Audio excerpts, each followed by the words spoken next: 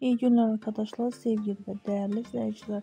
Kanalımıza hoş geldiniz. Bugün sizlere güzeller güzeli Sinem Ünsal'ın ve yakışıklı, karizmatik oyuncu Ozan Akbaba'nın muhteşem karelerle karşınızdayız.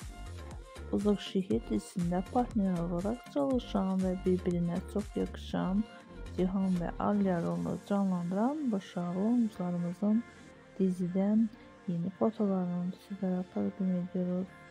Buyurun videomuzu izlemekte kalın. Hoşça kalın arkadaşlar, bizden bu kadar.